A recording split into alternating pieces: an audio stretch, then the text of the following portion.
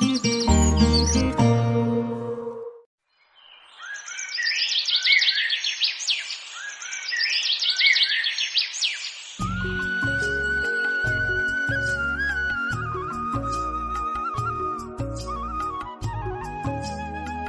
समय पहले की बात है।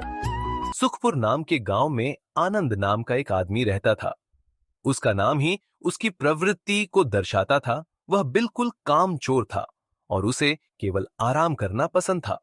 वह दिन भर या तो सोता रहता या फिर इधर उधर घूमता करता था। आनंद के पिता कर्मपाल जी बेहद मेहनती और ईमानदार इंसान थे। उसकी मां बचपन में ही उसे छोड़कर चली गई थी। तब से उसके पिता ने ही उसकी देखभाल करके उसे बड़ा किया था। लेकिन बेटे की ऐसी आदतों ने उन्हें अंदर तक तोड़ दिया था। हर गुजरते दिन के साथ कर्मपाल जी का दिल और भारी होता जाता था। अपने खेत में कड़ी मेहनत करते हुए पसीने से लथपथ वह अक्सर अपने बेटे के भविष्य के बारे में सोचते थे। यह लड़का मेरी मेहनत की कमाई का मोल कब समझेगा। सुबह से शाम तक मैं इस मिट्टी में खून पसीना एक करता हूं और वह बस सोता रहता है या गलियों में घूमता रहता है। मैंने इसे कितनी बार समझाया, प्यार से, गुस्से से, लेकिन सब बेकार। बेटा, जीवन आराम करने के लिए नहीं है। यह एक संघर्ष है, एक अवसर है कुछ बनने का। मेहनत से ही सुख और सम्मान मिलता है। अगर तुम ऐसे ही रहोगे तो आगे क्या करोगे? कौन तुम्हें रोटी देगा? कौन तुम्हारा साथ देगा? कर्मपाल जी ने अपने बेटे को अनगिनत बार समझाया। उसे भविष्य की कठिनाइयों से अवगत कराया, उसे मेहनत का महत्व बताया। लेकिन आनंद के कानों पर जू तक नहीं रेंगी। उसकी आलसी आदतें इतनी गहरी थीं कि किसी भी उपदेश का उस पर कोई असर नहीं होता था। इसलिए आनंद के पिता की आंखों में चिंता और निराशा की आग धीरे धीरे जलती रहती थी। एक ऐसी आग जो उनके दिल को अंदर ही अंदर खा रही थी। एक शाम जब सूरज ढल रहा था और गांव में शांति छा रही थी, कर्मपाल जी अपने पुराने मित्र और भाई रघुनाथ के पास अपनी पीड़ा व्यक्त करने गए। रघुनाथ एक समझदार और अनुभवी व्यक्ति थे, जिनकी सलाह का गांव में बहुत सम्मान था। भाई रघुनाथ, ये लड़का तो मेरी बात सुनता ही नहीं है। हर वक्त सोता रहता है या फिर गांव में इधर उधर घूमता रहता है। मैं तो परेशान हो गया हूं। ऐसे कब तक चलेगा? मेरी रातों की नींद उड़ गई है। मुझे इसके भविष्य की चिंता खाए जा रही है। हाँ कर्मपाल, मैं तुम्हारी चिंता समझ सकता हूं। यह आसान नहीं है एक ऐसे बच्चे को देखना जो अपनी जिंदगी बर्बाद कर रहा हो। मैंने इसे हर तरह से समझाने की कोशिश की, लेकिन यह पत्थर की तरह है। इस पर कोई असर नहीं होता। धैर्य रखो कर्मपाल, कभी कभी जीवन अप्रत्याशित मोड़ लेता है। रघुनाथ ने कर्मपाल जी की बातों को ध्यान से सुना और कुछ देर सोचने के बाद उन्होंने एक सुझाव दिया। एक ऐसा सुझाव जो उस समय उन्हें एकमात्र उम्मीद की किरण लग रही थी। देखो कर्मपाल, मेरे ख्याल से अब इसका इलाज है कि तुम इसकी शादी कर दो। जब इसके ऊपर जिम्मेदारी आएगी तो शायद इसकी आलसी आदतें बदल जाएंगी। एक पत्नी और एक घर की जिम्मेदारी शायद उसे जगा दे और उसे मेहनत करने के लिए प्रेरित करे। शादी? हाँ, यह एक विचार हो सकता है। शायद तुम सही कह रहे हो। एक जिम्मेदारी का एहसास ही इसे बदल सकता है। जिम्मेदारी इंसान को बदल देती है कर्मपाल। उम्मीद है ये आनंद को भी बदल देगी। कर्मपाल जी को रघुनाथ की सलाह में कुछ उम्मीद दिखाई दी। उन्होंने सोचा कि शायद शादी आनंद के जीवन में एक नया मोड़ लाएगी। तुम सही कह रहे हो। शायद यही इसका हल हो।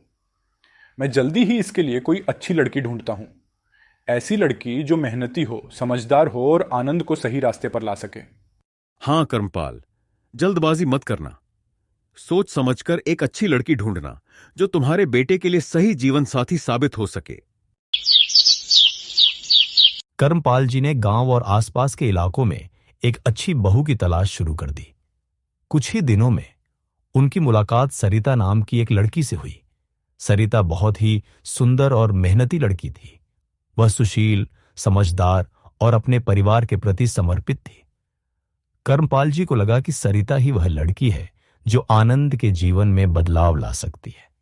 कर्मपाल जी ने सरिता के परिवार से बात की और जल्द ही आनंद और सरिता की शादी तय हो गई। कर्मपाल जी का मन उम्मीदों से भरा हुआ था। सरिता जैसी लड़की के आने से मुझे पूरा यकीन है कि आनंद का आलस दूर हो जाएगा। अब वह जिम्मेदार बनेगा। वह देखेगा कि एक परिवार को चलाने के लिए कितनी मेहनत करनी पड़ती है। सरिता उसे सही राह दिखाएगी और हमारे घर में खुशियां लाएगी। धूमधाम से आनंद और सरिता की शादी हुई। कर्मपाल जी और रघुनाथ को उम्मीद थी कि अब आनंद सुधर जाएगा, लेकिन शादी के बाद भी आनंद की आदतें नहीं बदली, बल्कि वह पहले से भी अधिक आलसी हो गया था। अब उसे आराम करने के लिए और भी बहाने मिल गए थे। सरिता, जो एक मेहनती और कर्तव्यनिष्ठ लड़की थी, अपने पति की इस हालत को देखकर बहुत दुखी होती थी। वह सुबह से शाम तक घर के कामों में जुटी रहती, खेत में काम करती, सबकी देखभाल करती, लेकिन आनंद बस सोता रहता या इधर उधर घूमता रहता। क्या यह आदमी कभी सुधरेगा? इतनी मेहनत से सब कुछ संभाल रही हूँ, घर, खेत, सब कुछ, और यह बस सोता रहता है, जैसे इसे किसी बात की कोई परवाह ही ना हो। क्या इसी दिन के लिए मेरे माता पिता ने मेरी शादी इससे की थी? अपने पति की इन हरकतों से सरिता बहुत परेशान हो चुकी थी। उसकी सहना शक्ति अब जवाब दे रही थी।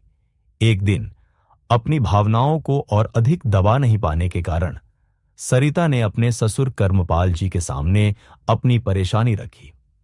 पिताजी, मैंने आज तक आपके सामने कुछ नहीं कहा, क्योंकि आप घर के बड़े हैं और मैं अपनी मर्यादा जानती हूँ, लेकिन अब मैं मजबूर हो गई हूँ। अब मुझसे और सहन नहीं होता। बेटी, ऐसा क्यों कह रही हो? क्या हुआ? मुझे सब सच सच बताओ। वह कुछ करता धरता नहीं है, सारा दिन घर में पड़ा रहता है। उसे घर के किसी काम की परवाह नहीं है। कर्मपाल जी सरिता की बातें सुनकर बहुत दुखी हुए। उन्हें अपनी गलती का एहसास हुआ कि उन्होंने सिर्फ शादी करा देने से आनंद के सुधरने की उम्मीद की थी। बेटी, मुझे बहुत दुख हो रहा है यह सब सुनकर। आपको क्या लगा था कि सिर्फ शादी कर देने से वह सुधर जाएगा? आपने सोचा भी कि एक मेहनती लड़की की जिंदगी एक आलसी आदमी के साथ कैसे कटेगी? उसने मेरी जिंदगी का चयन छीन लिया है। मुझे अब कोई उम्मीद नहीं दिखती। बेटी, मैंने सोचा था कि जिम्मेदारी उसे बदल देगी। जिम्मेदारी? उसे किसी जिम्मेदारी का एहसास नहीं है पिताजी। कर्मपाल जी अपनी बहू की पीड़ा समझ रहे थे। वह खुद भी आनंद की आदतों से परेशान थे। बेटी, लेकिन तुम चाहती क्या हो? मैं तुम्हारी हर संभव मदद करने के लिए तैयार हूं। मैं चाहती हूँ कि वह कोई काम करे, अपनी जिम्मेदारी समझे। मैं चाहती हूँ कि वह एक आम आदमी की तरह जिए, मेहनत करे और अपने परिवार का भरण पोषण करे। क्या यह बहुत ज्यादा मांग है पिताजी? बेटी, वह तुम्हारा पति है। तुम उसे प्यार से समझाओ, शायद वह बदल जाए। मैं भी उससे बात करूंगा, उसे समझाने की कोशिश करूंगा। मैं तो समझा समझा कर पागल हो चुकी हूँ। उस पर मेरी बातों का कोई असर नहीं होता। दिन बीतते गए, लेकिन हालात और खराब होते गए। कर्मपाल जी भी अब बूढ़े और कमजोर हो चले थे और आनंद की आदतों को सुधारने में खुद को असहाय महसूस कर रहे थे। कुछ दिनों बाद कर्मपाल जी का देहांत हो गया। उनके जाने के बाद आनंद को और भी छूट मिल गई, क्योंकि अब उसे कोई कुछ कहने वाला नहीं था। एक दिन आनंद खाट पर लेटा हुआ आराम कर रहा था। उसे इस तरह आराम करता देख सरिता का गुस्सा 7वें आसमान पर पहुंच गया। आपको शर्म नहीं आती? पूरे गांव के मर्द सुबह उठते ही अपने अपने काम पर चले जाते हैं। उनकी पत्नियां चैन से जीती हैं, लेकिन मैं जब से इस घर में आई हूँ, एक पल के लिए भी सुकून नहीं मिला। मैं अकेली इस घर को चला रही हूँ और आप बस सोते रहते हैं। अरे कैसी बातें कर रही हो सरिता? तुम जानती हो मैं कब से काम की तलाश कर रहा हूं, लेकिन जहां भी जाता हूं वहां छोटे मोटे काम ही मिलते हैं, और छोटे मोटे काम करना मुझे पसंद नहीं है। अरे मैं करूं तो कोई बड़ा काम करूंगा। बड़ा काम? बड़ा काम तुमसे होगा नहीं और छोटे काम तुम करना चाहते नहीं। आखिर करना क्या चाहते हो? क्या आसमान से पैसे बरसेंगे और तुम बस उन्हें बटोरते रहोगे? अरे भाग्यवान, कुछ दिनों की बात है, देखना एक दिन मैं बड़ा आदमी बन जाऊंगा। नौकर मेरे आगे पीछे घूमेंगे, मेरी किस्मत चमकेगी और सब कुछ बदल जाएगा। बस भी करो। तुम तो बच्चों की तरह बहाने बनाते हो। तुम मेरे पति हो, लेकिन पति वाली कोई बात है ही नहीं तुम में। तुम एक बोझ हो, एक जिम्मेदारी जिसे मैं अकेले ढो रही हूँ। अरे, क्यों मुझे बच्चों की तरह डांट रही हो? मैं तुम्हारा पति हूं, तुम्हें मेरी इज्जत करनी चाहिए। इज्जत? इज्जत उसकी होती है जो घर में कुछ पैसे कमा कर लाए, जो अपने परिवार का पेट पाल सके। जो आदमी अपने परिवार का पेट नहीं पाल सकता, उसकी इज्जत कौन करेगा? तुम तो इस घर पर एक कलंक हो। अरे भाग्यवान, इतना गुस्सा करना अच्छी बात नहीं है। ठीक है, मत करो मेरी इज्जत, जो मन में आए कहती रहो, लेकिन एक काम तो कर दो। मुझे बहुत भूख लग रही है, जरा 2 रोटी बना दो। तुम्हें खाना मांगते हुए शर्म नहीं आती? 2 दिन से घर में अनाज का एक दाना तक नहीं है। बताओ खाना कहाँ से बनाऊं? लेकिन तुम्हें किसी बात से फर्क ही नहीं पड़ता। अगर तुम्हारे अंदर जरा भी शर्म बची है तो जाओ और कुछ काम करो। मेरे पास ना काम है ना पैसे। आज तक उधार लेकर ही गुजारा किया, अब कौन उधार देगा? सबने ताने देना शुरू कर दिया है। एक आखिरी उम्मीद है, रमेश भाई। वह हमेशा मदद करते आए हैं, शायद इस बार भी। भाई कैसे हो? आज तुम्हारी मदद चाहिए। घर में हालात बहुत खराब हैं, खाने को कुछ नहीं है। अगर थोड़ा उधार दे दोगे तो बड़ा एहसान होगा। वादा करता हूं अगले हफ्ते लौटा दूंगा। आनंद, तुम्हें पता है ना, मैंने तुम्हारी पहले भी कितनी बार मदद की है, लेकिन तुमने कभी वापस करने की जहमत उठाई? पूरे गांव में ऐसा कौन है जिससे तुमने उधार नहीं लिया हो? तुम्हारी बातों पर अब कोई विश्वास नहीं करता। भाई, इस बार सच में हालात बहुत खराब हैं। सरिता ताने दे रही है, प्लीज इस बार मदद कर दो। मैं तुम्हें विश्वास दिलाता हूं, इस बार मैं जरूर लौटा दूंगा। मेरी मजबूरी समझो भाई। बातें बनाना तो तुम अच्छे से जानते हो आनंद, पर कब तक दूसरों के भरोसे जिंदा रहोगे? क्या कभी सोचा है खुद के पैरों पर खड़े होने के बारे में? कब तक तुम दूसरों की दया पर जीते रहोगे? देखो भाई, मैं यहां ज्ञान सुनने नहीं आया। अगर पैसे हैं तो दे दो, वरना मत दो, मैं खुद संभाल लूंगा। मुझे तुम्हारी सलाह की जरूरत नहीं है, मुझे बस थोड़ी मदद चाहिए। देखो भाई, मेरे पास पैसे तो हैं, लेकिन मैं तुम्हें नहीं दूंगा, क्योंकि तुम एक नंबर के मक्कार और धोखेबाज इंसान हो। पैसे लेकर लौटाने का नाम भी नहीं लेते। तुम्हारे जैसे लोगों की मदद करना बेकार है। जाओ यहां से, अब मुझसे कोई उम्मीद मत रखना। रमेश के ताने सुनकर आनंद अपने घर की ओर बढ़ा, लेकिन कदम भारी थे। उसका सिर शर्म से झुका हुआ था।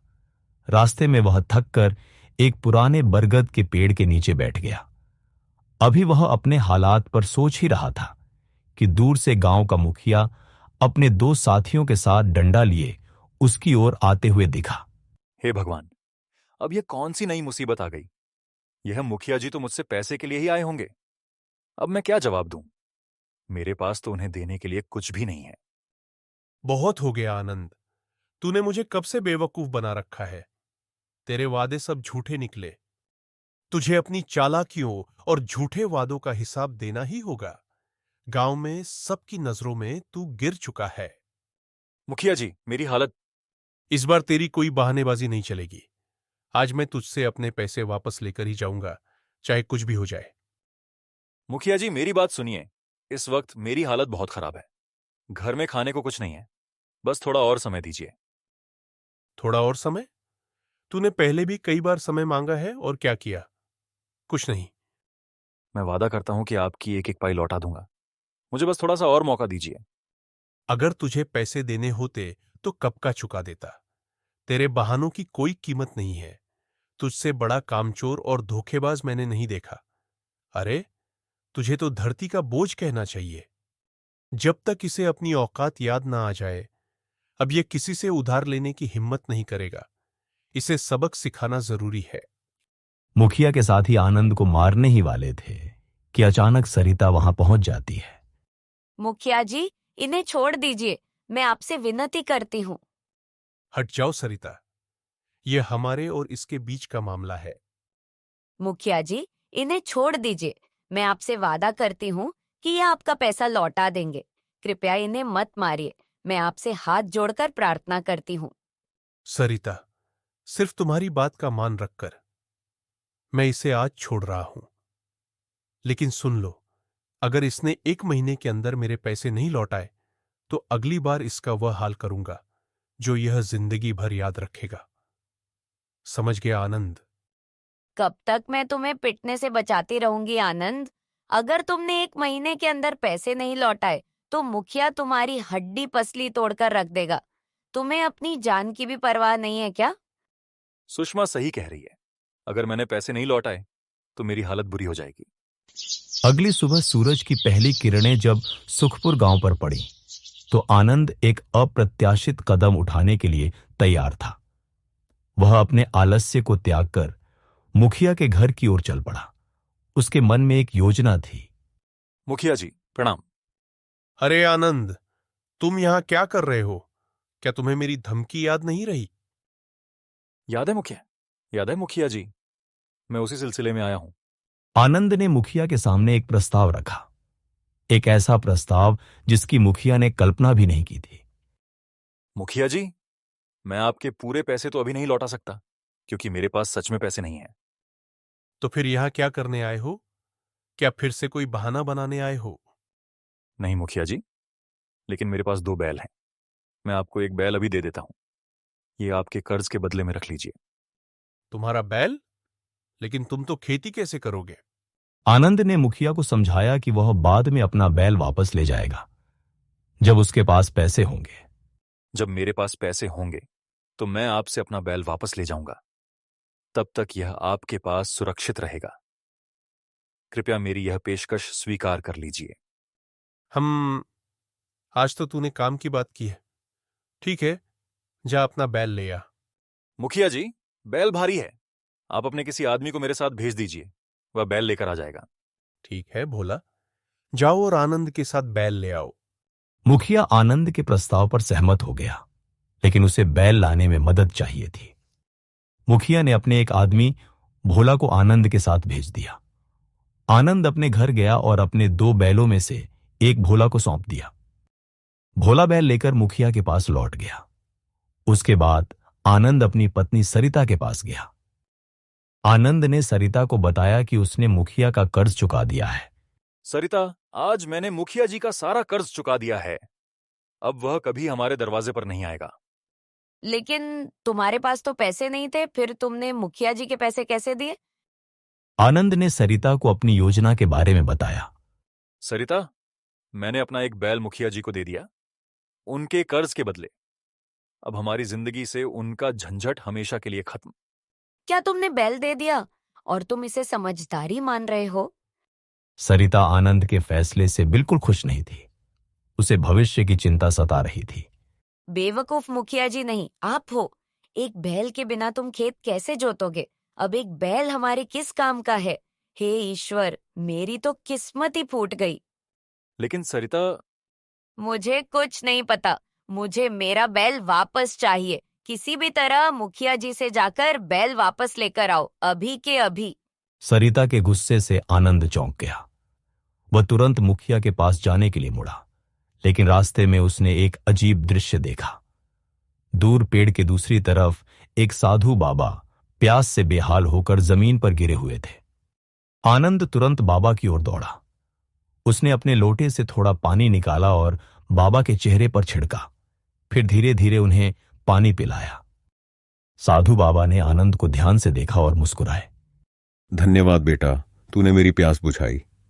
अब सुन, मैं जानता हूं कि तुझे कौन सी परेशानी सताती है। साधु बाबा ने आनंद को आशीर्वाद दिया और वहां से चले गए। आनंद भी अपने भीतर नई ऊर्जा और उम्मीद के साथ वहां से चल पड़ा।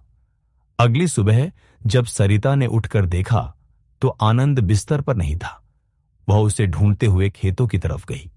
सरिता ने देखा कि आनंद बिना किसी मदद के अकेले ही पूरे खेत को जोत रहा था।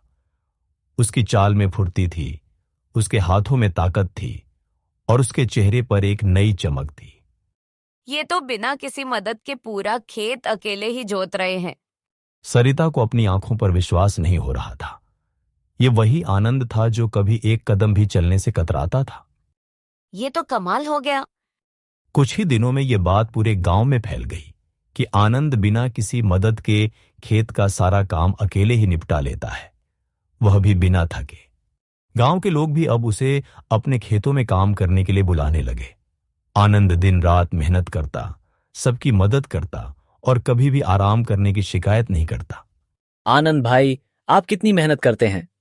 दिन रात खेतों में काम करते हैं और थकते भी नहीं। आनंद अब सिर्फ अपने खेत का ही नहीं, बल्कि पूरे गांव के खेतों का भी काम कर देता था और जरा भी आराम नहीं करता था। आनंद, आपको थकान नहीं होती क्या? आखिर यह क्या हो गया है आपको? सरिता भी आनंद के इस बदलाव को देखकर हैरान थी। पता नहीं सरिता, लेकिन मैं कितना भी काम कर लूं, मुझे थकान महसूस नहीं होती। ऐसा लगता है जैसे मेरे अंदर 100 बैलों की ताकत आ गई है।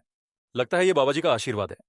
कुछ दिनों बाद वही साधु बाबा गांव में फिर से दिखाई दिए। सरिता उन्हें देखकर दौड़ पड़ी।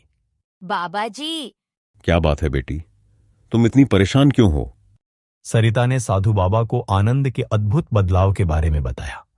बाबा जी, मुझे समझ में नहीं आ रहा कि यह सब कैसे हो रहा है। आनंद की मेहनत तो अब अद्भुत हो गई है। वह बिना थके दिन रात काम करता है, लेकिन मुझे डर है कि कहीं यह उसकी सेहत के लिए हानिकारक न हो। वह अब बहुत काम करने लगा है और खुद को बहुत थका रहा है। क्या यह सही है? क्या हमें कुछ सावधानी नहीं बरतनी चाहिए? यह बात सुनकर साधु बाबा भी थोड़ी देर के लिए सोचने लगे। वह समझ गए कि सरिता का उद्देश्य आनंद की मदद करना था, लेकिन अब उसे अपनी मेहनत से आगे बढ़ने का मौका देना चाहिए। बेटी, मैंने ही आनंद को यह वचन दिया था। तुम मुझसे क्या चाहती हो ये बताओ। बाबा जी, मैं चाहती हूँ कि आप वह वचन वापस ले लें। आनंद अब अपनी मेहनत से अपने रास्ते पर चलना चाहता है। उसकी मेहनत ही उसकी असली ताकत है और उसे इस रास्ते पर आगे बढ़ने देना चाहिए। ठीक है बेटी, अगर तुम्हारी यही इच्छा है तो मैं अपना वचन वापस लेता हूं। अब से आनंद पहले जैसा हो जाएगा, लेकिन याद रखना, असली शक्ति उसकी मेहनत में है। सरिता वापस घर लौटी और उसने सारी बात आनंद को बता दी। आनंद, बाबा जी ने अपना वचन वापस ले लिया है। अब तुम्हारी मेहनत ही तुम्हें सफलता दिलाएगी। मुझे लगता है कि अब तुम अपनी पूरी ताकत से काम करोगे, लेकिन अपनी सेहत का भी ध्यान रखना। कोई बात नहीं सरिता, अब मुझे यह समझ में आ गया है कि मेहनत ही सब कुछ है। मैं अब अपनी मेहनत से काम करूंगा और देखो, अब हमारी फसल भी बहुत अच्छी हुई है। हम उधारी चुकता करके अपना बैल वापस ले लेंगे और फिर मेहनत से काम करेंगे। दोस्तों दी, अगर आपको ये कहानी थोड़ी सी भी अच्छी लगी हो तो इस वीडियो को लाइक करके चैनल को सब्सक्राइब कर देना और बेल नोटिफिकेशन को भी ऑन एल पे सेट कर देना, ताकि आप लोग हमारी ऐसी स्टोरी वीडियो देख सको। अंत तक वीडियो देखने के लिए आप सभी का बहुत बहुत धन्यवाद।